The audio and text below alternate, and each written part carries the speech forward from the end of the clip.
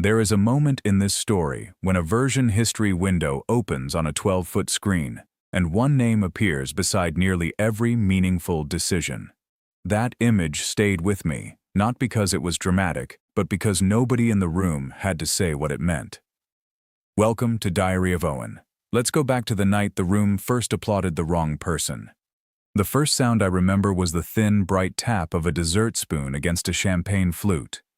It came from the center of the ballroom at 8:43 on a Thursday evening, and it cut cleanly through 200 conversations, the clatter of catering trays, and the low instrumental music coming from speakers hidden behind white curtains. The room fell quiet in pieces. First the tables nearest the stage, then the cluster around the bar, then the people still standing beneath the brass letters that spelled out Northline Systems Annual Summit. I was seated at table 14 with my jacket unbuttoned and my conference badge turned backward against my shirt. The badge had been bothering my neck for most of the evening. Its plastic edge kept catching the same patch of skin whenever I looked toward the stage. My wife, Celia, stood beneath a cone of warm light with one hand around the stem of her glass. She wore the dark green dress we had chosen together 3 nights earlier in our bedroom, after she had tried on 4 others and left them folded over the back of the reading chair. From where I sat, I could see the small crescent scar near her right elbow, the one she got from falling through a greenhouse panel when she was 11. Celia had always seemed most herself when a room was listening. She did not raise her voice. She never needed to. She waited until the last chair stopped moving, smiled toward the executive table, and began thanking people for recognizing the work behind Meridian. Meridian was the reason we were all there. Northline had spent 18 months building it, 7 months selling it, and the last 6 weeks describing it to clients as the system that would change how municipal water networks found invisible losses. It combined pressure readings, acoustic anomalies, maintenance histories, and weather patterns into a live map that showed where underground pipes were likely to fail before streets flooded or whole neighborhoods lost service. I had first drawn the logic for it on the back of a paper placemat at 6:12 in the morning in a nearly empty diner called the Lantern Room, after spending most of the night studying a pressure collapse in a fictional city we called Bellwether. On the stage, Celia said Meridian had begun with a question she had asked during a difficult quarter. What if Northline stopped reacting to infrastructure failures and learned to anticipate them instead? There was applause before she finished the sentence. I looked down at the water ring beneath my glass. She continued. She described how she had challenged the technical team, how she had pushed for a model that did not merely display problems, but interpreted them, and how she had guided the project through skepticism, budget pressure, and resistance from people who were more comfortable improving existing products than creating something new. Nothing she said was entirely false. That was what made it effective. She had asked questions. She had pushed. She had defended the project in rooms I was not invited into. She had spent weekends revising the client narrative and had convinced the commercial team not to flatten Meridian into another dashboard with a bright logo and a subscription tier, but she had not conceived it. She had not built the first model from 4.8 million sensor readings. She had not spent 11 nights comparing false positives against rainfall data.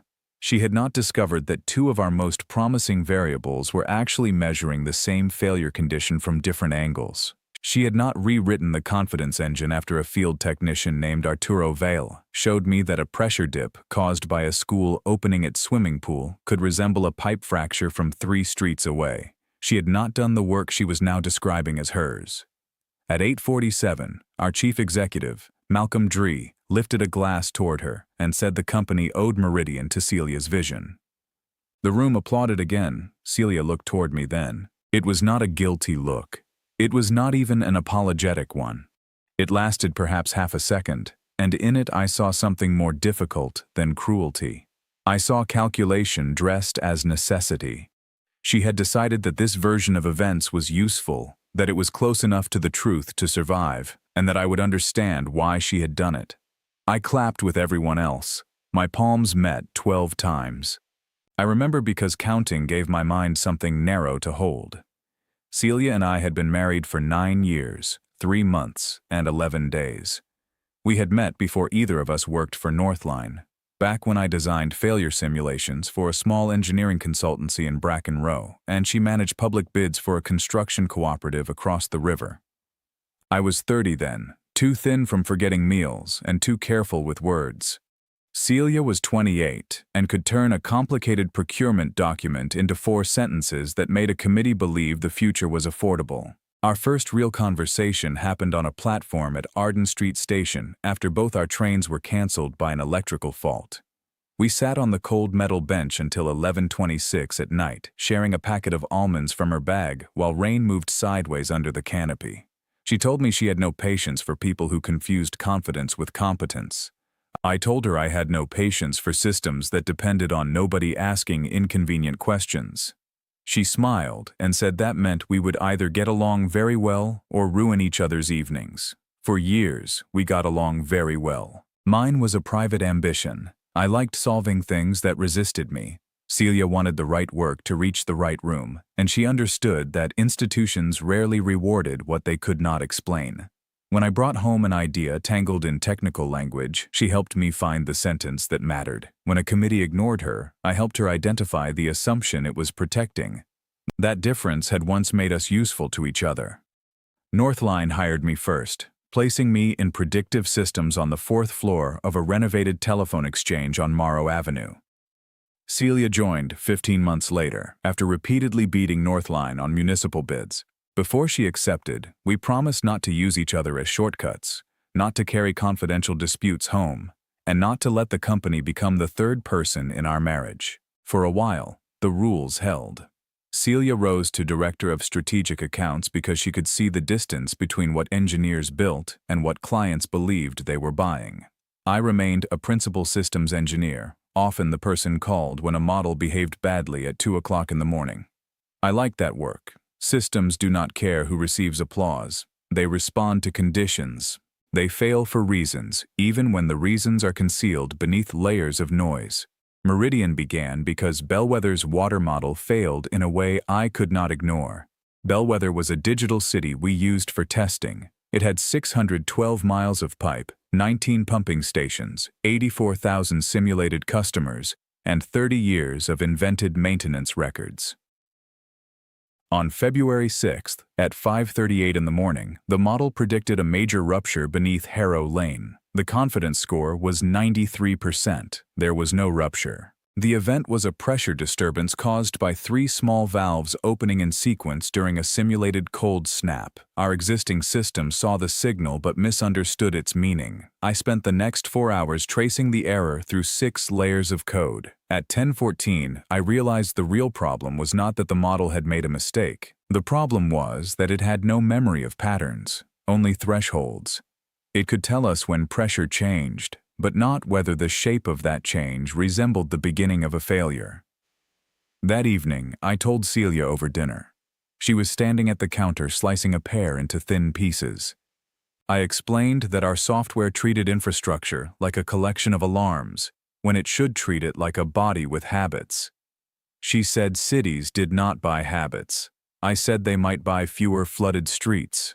She looked at me for several seconds and asked whether the system could identify a failure before any human noticed it. I said, not yet. She placed the knife down and said then that was the product. That sentence mattered. I never denied it. She did not invent Meridian, but she recognized its value before anyone else did. The difference between those two things was clear to me then. It would become less clear to her. For the next 5 months, I worked with a small team in a glass room called Neris. Priya Nolan attacked every elegant result from 3 directions. Tomas Venn designed the ingestion pipeline. Layla March understood acoustic sensors better than anyone in the building. Celia attended Friday reviews and translated technical choices into consequences a city manager could understand. By December, Meridian identified 81% of simulated failures at least 6 hours early, while false positives had fallen from 1 in 9 alerts to 1 in 43. Our dining table disappeared beneath maps and rollout plans. At 12:30 in the morning, Celia would sit barefoot on the rug while I described an anomaly, then help me find the sentence that made it understandable. I thought we were building something together. That belief became part of the problem. When a marriage and a project share the same rooms, the boundaries between contribution and ownership can soften without anyone noticing. Celia began saying our model when she meant Meridian. Then she began saying my team when she meant the commercial group. Later, during client rehearsals, she would describe the product's origin using the word we. I noticed. I did not object. The word was not inaccurate. We had both sacrificed for it. We had both argued for it. I had designed its internal logic, and she had made the company willing to fund what that logic could become. But during the final 3 months before the summit, the language shifted again. In a recorded rehearsal on January 12th, she said the idea came to her after a client complained that Northline's tools only reported damage after it happened. I was seated near the window reviewing performance logs. I looked up when she said it. Afterward, in the corridor, I asked when that client conversation had occurred. She adjusted the strap of her laptop bag and said the story was cleaner that way. I said cleaner was not the same as true. She told me nobody remembered where ideas began. They remembered who made them possible. I felt something small move out of place between us. A structural engineer once told me that most catastrophic failures begin as tolerances. A bolt sits 1 millimeter off center. A beam carries 3% more load than planned. Nothing collapses, so everyone adjusts. The deviation becomes normal until the system is built around it. Celia and I were not structural engineers, but marriages have tolerances too. I told myself that her story was for rehearsal. I told myself that she knew the difference privately. I told myself that the people who had worked on Meridian knew how it began, and that was enough. Then came the summit. Northline held the summit at the Alderwick Conservatory, a glass-roofed venue in the Marin district. Clients, investors, municipal representatives, and employees from 6 offices filled the ballroom. At 6:15, Celia touched my wrist near the service corridor and told me not to disappear into technical details when people asked about Meridian. She said the night mattered for both of us. I believed her. 2 hours and 28 minutes later, she stood under the light and accepted the company's Vanguard Award for creating Meridian. That was the phrase printed on the glass plaque. For creating Meridian. Malcolm read it aloud. Celia accepted it with both hands. She thanked the executive team for trusting her instinct, the commercial group for sharing her belief, and the engineering division for turning her concept into a working product. My name did not appear in the speech. Neither did Priya's, Thomas's, or Layla's. But I was the only one in the room who had promised to love her. That changed the injury. Professional credit can be repaired. A record can be corrected, a contribution documented, a title amended. What hurt was that Celia had stood inside a story we created together and removed me from its beginning while looking directly at me. After the applause, she returned to our table carrying the plaque. People stopped her every few steps. By the time she sat down, the sorbet course had melted into a pink puddle. She placed the award between us. For several seconds, neither of us spoke. Then she said she knew the wording was not perfect. I asked whether she had approved it. She looked toward the stage, where the next department head was waiting to speak, and said there had not been time to rewrite everything. I knew that was not true. Award citations were circulated for approval 10 days earlier. I had seen the calendar invitation on her laptop while looking for a restaurant reservation she had asked me to confirm. I said only, "I see." She turned toward me and lowered her voice.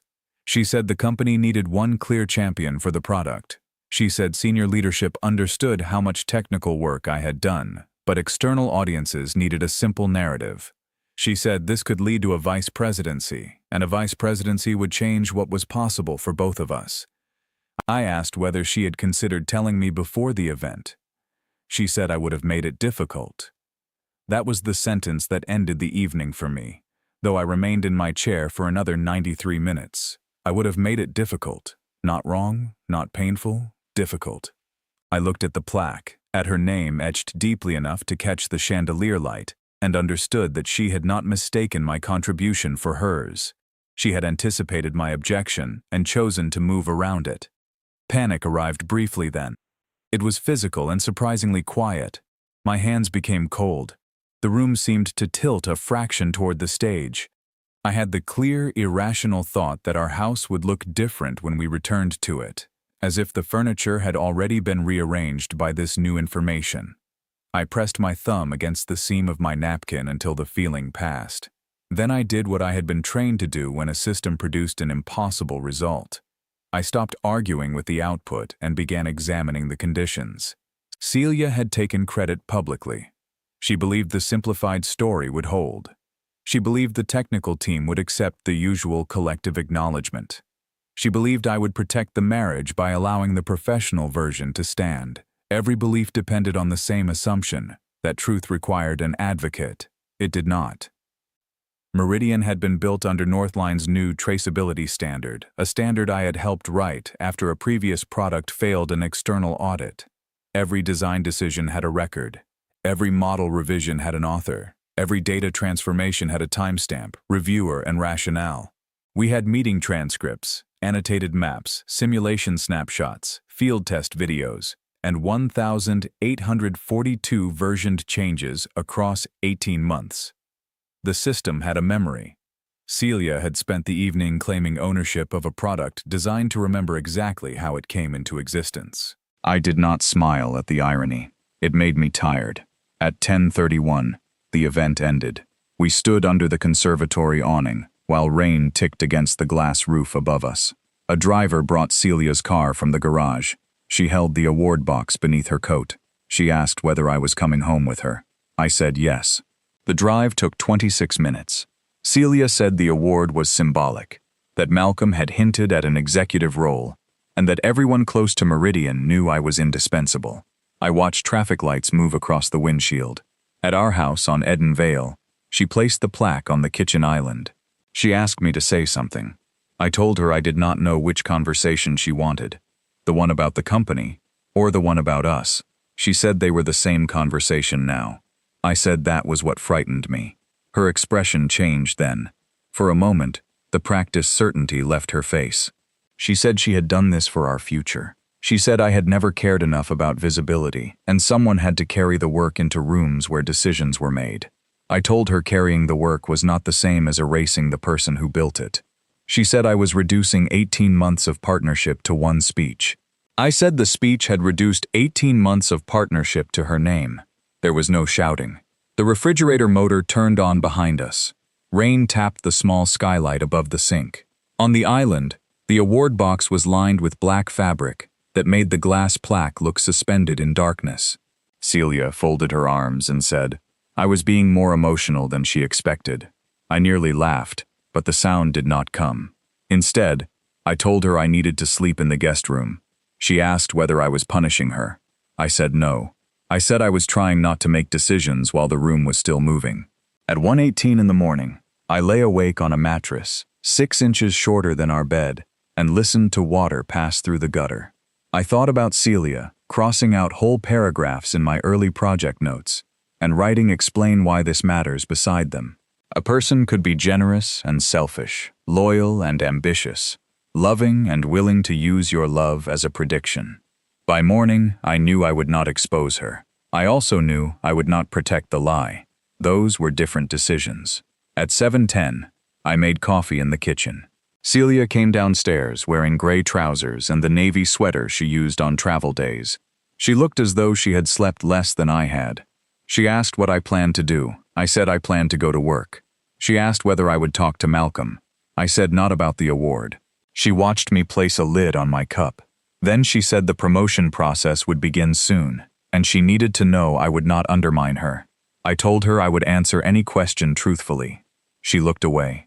I left the house at 7:32. The 4th floor of Northline was nearly empty when I arrived. The summit had ended after midnight for some people, and most of the team was working remotely. Priya was already in Neris, sitting beneath the wall of maps with her shoes off and a paper cup balanced on a stack of test reports. She glanced at me once and said she had watched the award speech from the back of the room. I set down my bag. She asked whether I wanted her to be angry. I said no.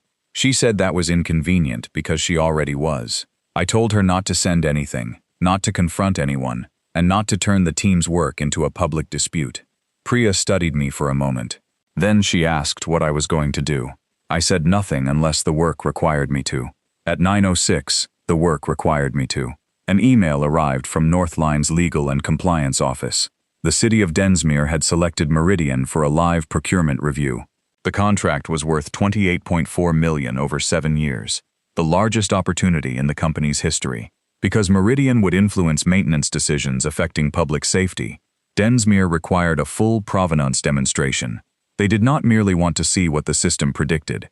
They wanted to see why it predicted it, how the model had changed, who had approved each decision, and whether the commercial claims matched the engineering record. The review was scheduled for March 30 at 10 in Northline's main auditorium. Celia was copied on the email.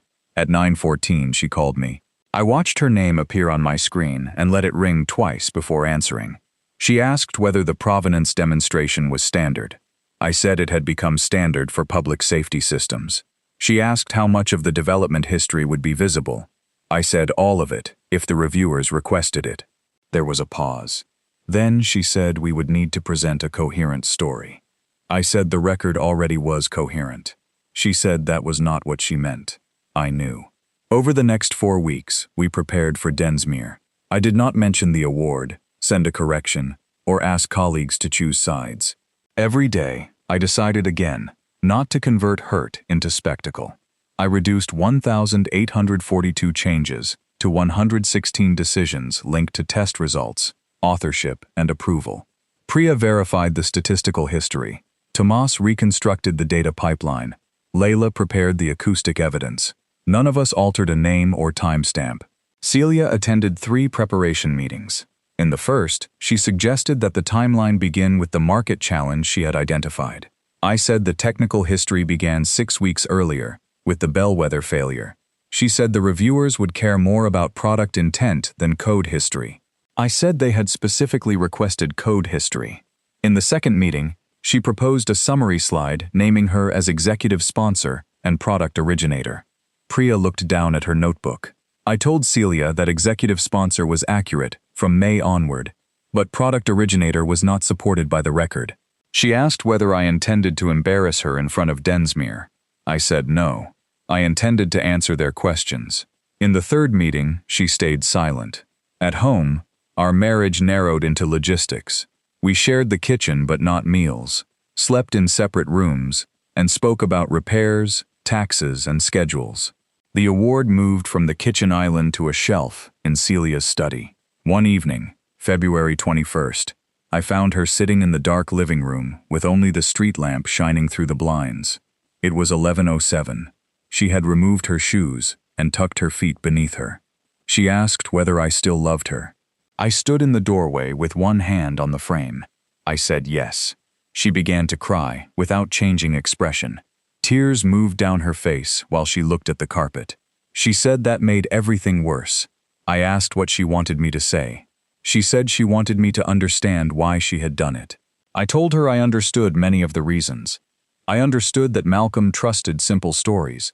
I understood that she had spent years watching louder men receive credit for rooms she had organized. I understood that she believed an executive title would give her the power to protect more work, including mine.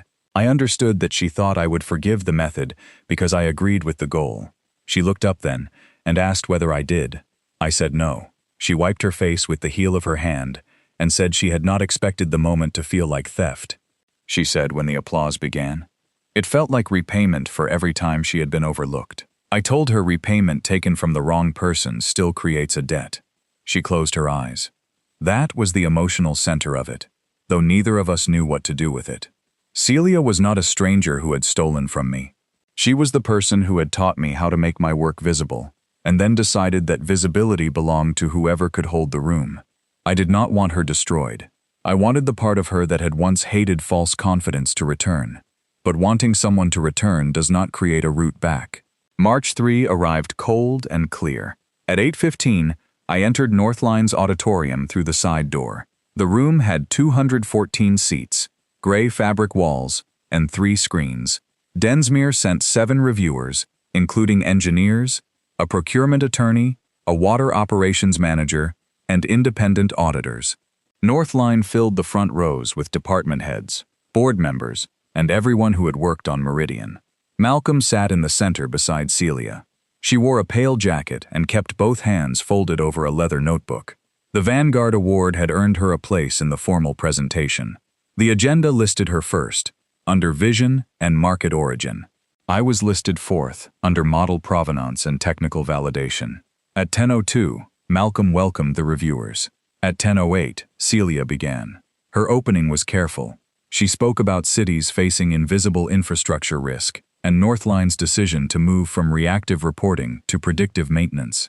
She did not say the idea had been hers. She did not say it had been mine.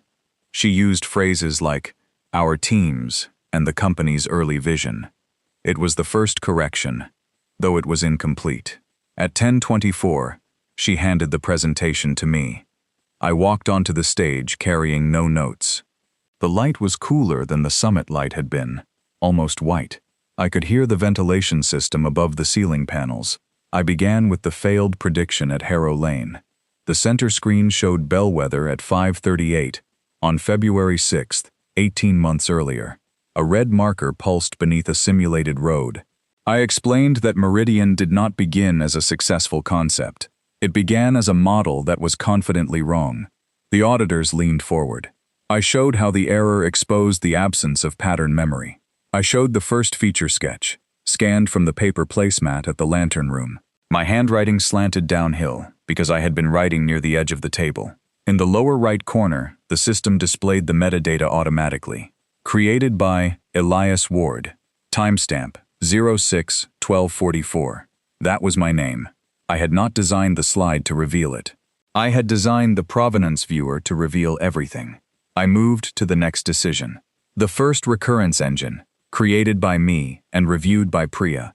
The weather correction layer, proposed by Tomas. The acoustic classification change, proposed by Layla after the school pool anomaly. The commercial threshold revision, requested by Celia because city clients needed the confidence score expressed in operational terms. Each contribution appeared with a name and time.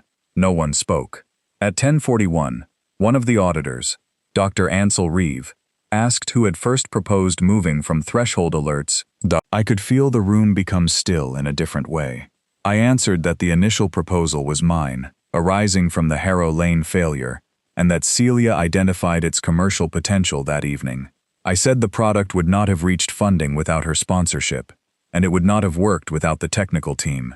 Dr. Reeve asked whether that division of contribution was reflected in the official project record. I said yes. He asked to see it. So I opened the version history window. It filled the 12-foot screen. On the left was a vertical timeline stretching from February to the following August. On the right were the authors, reviewers, and decision notes. My name appeared beside 68 of the 116 major decisions. Priya's appeared beside 19. Tomas had 11. Layla had 9. Celia had 7.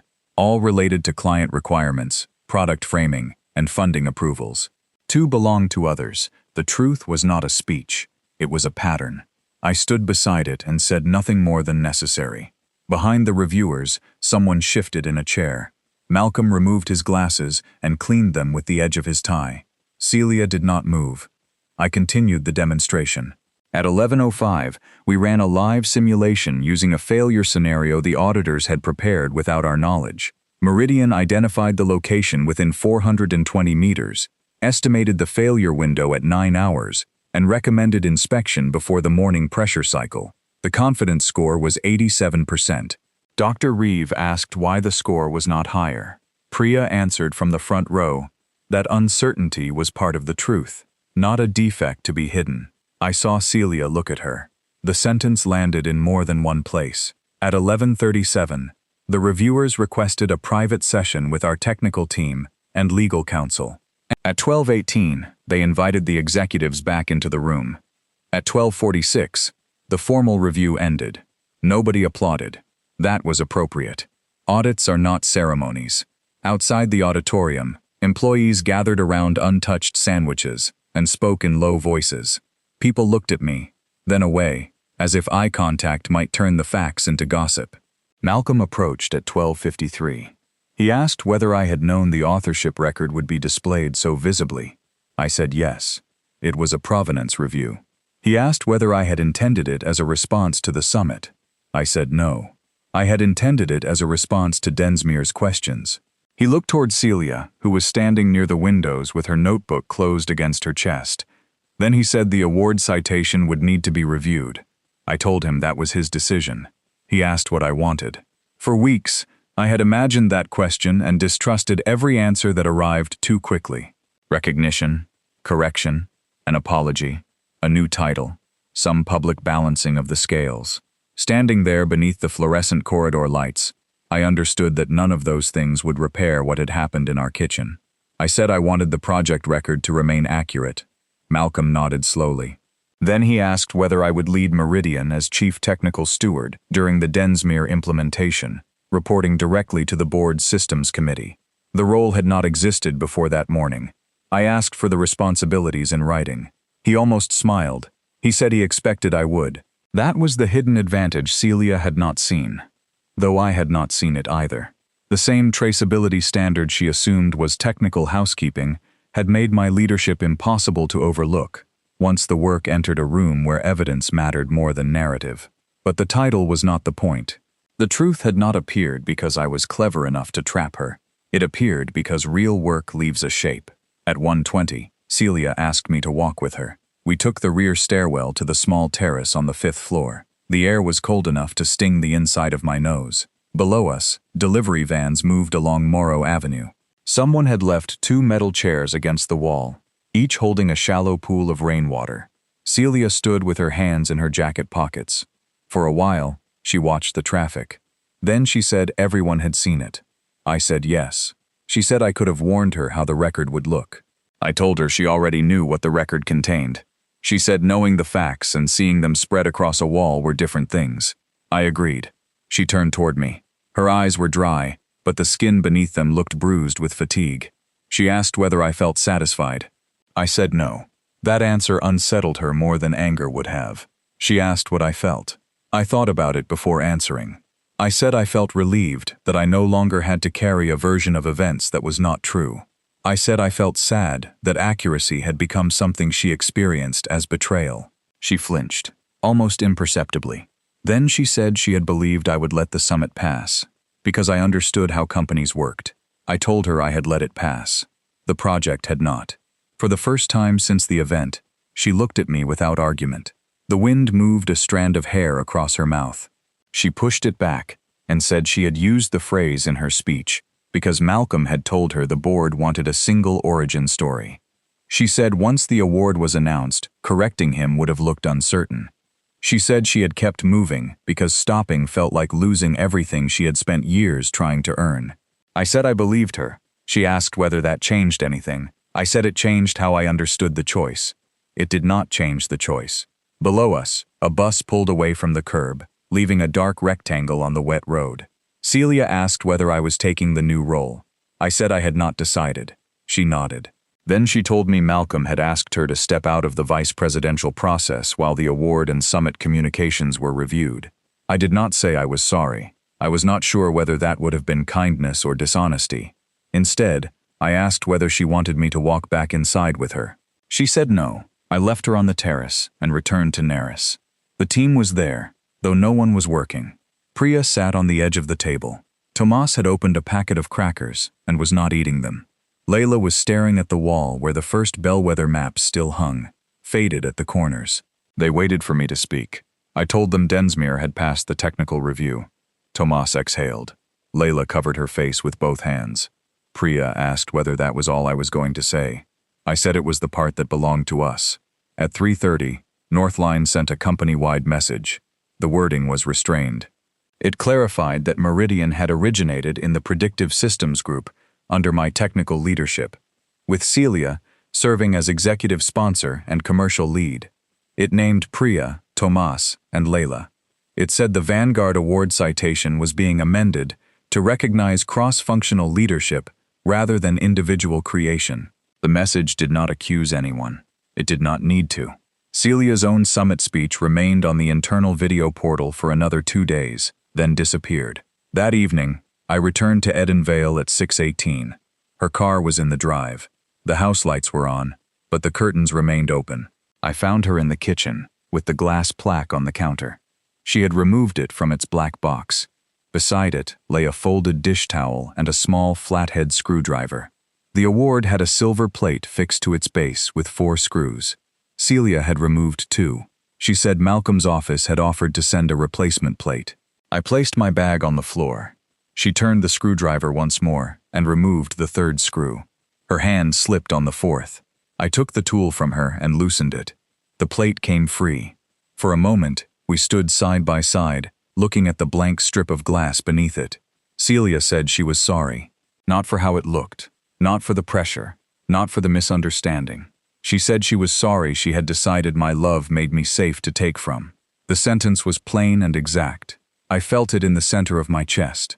I told her that was the first thing she had said that reached the actual wound. She began to cry again. This time I held her. Holding her did not mean the marriage was repaired.